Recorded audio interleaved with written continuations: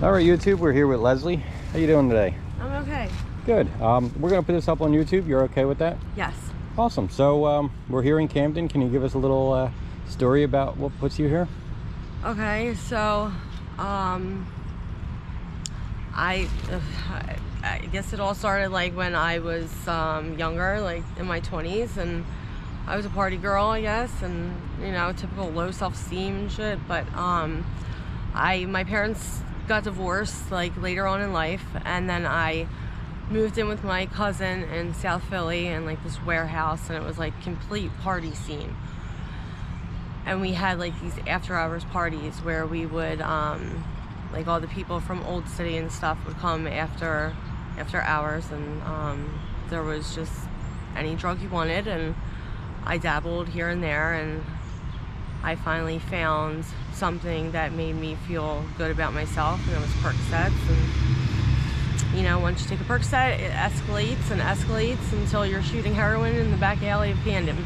So that's where it took me. Wow. Do you have any plans of getting clean? Yeah, I've had plans of getting clean since I relapsed. I had time clean. I was on methadone. I had my son. He's 8 now. And yeah, I relapsed about a year and a half, maybe 2 years ago. I don't know. What was the cause? Stress. My son's father, I called him as a woman, which is pathetic. Like I almost did it to spite him. I don't know. Oh my God, there's my ex-boyfriend. Jesus Christ. So I'm known for asking the tough questions.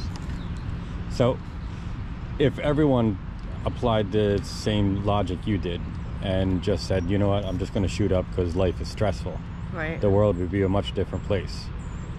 Right. So what is it that you think I just have that. Do you think there'll ever be a disconnect where you can go through stress and that won't be your move? I do because I need there to be. Well, right, you definitely, but yeah, this something can't has be to. It, you know. How long have you been homeless? A year. A year? You've been living in Camden for a year? Well, pretty much over a year.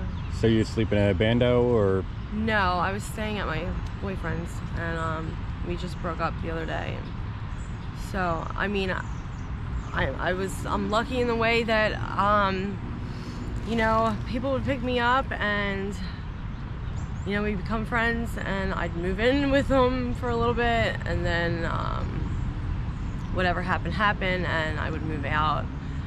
I have a friend that lives over on Fillmore, and I stay with her sometimes when I don't have a place to stay. But other than that, like, I'm just staying. And couch surfing? Yeah. Yeah? Yeah. All right. You have a cute smile. Thank you. So,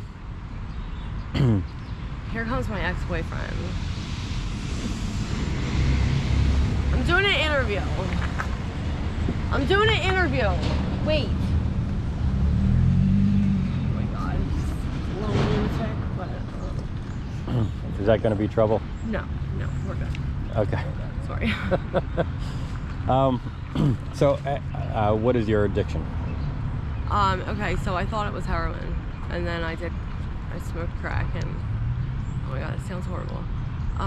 So crack is the new... Yeah. Fentanyl? Yeah, well, they don't even have heroin anymore. It's pretty much fentanyl. So you went from fentanyl to crack? Yeah. I mean, I still do it. I still do fentanyl, but... What's fentanyl do for you? Like, what are you feeling? It takes away that uneasy feeling. Like how him and I just broke up, and I was depressed, and I did some fentanyl. I did a few shots, and I was like, screw him, I don't give a shit. Well, really, you screwed yourself. Exactly. I always do it to spite, but really I'm just spiting myself. It's just the way my mind works. Right. It's a tough situation to be in. So how about being out here for winter? You concerned about that? Yeah, I don't plan on being out here for winter. I want to go into detox. Like, I want that to click in my mind again. Like, when I was clean, I couldn't even fathom getting high. And like, it took me going to jail to get there. I'm praying that it doesn't take me going to jail again to get there, because jail is not fun at all. But like, he thought I was going to get clean for him, and like, it's like, dude, I have a son. Like, if I didn't get clean for my son, I'm not going to get clean for you. I can only get clean for myself. Like, and I do want it. It's just, it's that barrier to where like you're on this side and like you have to get to the other side, but like your mind has to click to where it's like you have to have that moment where it's like, and I thought I did last night. Like, last night was just, and there wasn't anything like specific that happened last night. It was just really like emotional and spiritual, and it was just like, oh my God, like, this is not where I'm supposed to be, and it's not where I want to be. Right. And like, you have to be able to think of a life clean, and you have to be able to think of it in enjoyment. You know what I mean? Like, you can't be like, oh my God, I'm gonna be clean and it's gonna be horrible, and you know what I mean? That's not how it's supposed to be. It's supposed to be you're clean and you're happy and you're living life. It's going to take an incredible amount of willpower. Right. But well, everyone has it. I mean, it's... Yeah, I don't know if I have that much willpower. I'm willing to bet you do. Yeah, you just have to put your mind to it, and I know it's easy to say for someone in my position to say to you, oh, well, you just got to do this, that, or the other thing, or whatnot. But I mean, really, it comes down to, I mean, you could have every doctor in the world tell you how horrible your lifestyle is, but that doesn't do anything for you until you judge, or basically decide for yourself that this is not the lifestyle that leads to a long, happy life. No, it's not. And you compromise your safety and your health. Yeah, my health has been like compromised. They thought it was like kidney stones. I couldn't walk for like 3 days, just like past, like I've been walking now for like 2 days again. And but yeah, for like 3 days there, I couldn't even walk. Like I was in so much excruciating pain. I actually went to the hospital, and I'm not one to go to the hospital. Like, I have to be on my deathbed to go to the hospital. You know what I mean? Like, how expensive is your habit a day? Oh God, that's kind of embarrassing. You're not going to surprise me. Yeah, it's about, my mom's gonna kill me. It's about like $450 a day. Wow. Yeah. So how's your boyfriend feel about? He can't stand it. That you're out here making that money. He's been in the hospital twice from high blood pressure. Yeah, it's killing him.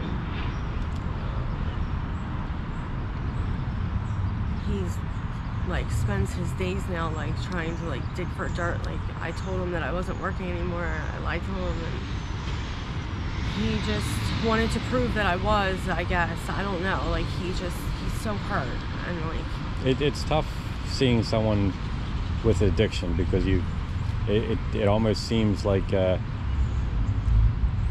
person with the addiction doesn't care about anything but the addiction. That's and what he thinks. He thinks that I don't really love him. And it's very tough, because your mind's saying, you know what, we have to take care of this before we think about that. And really, it's the other way around.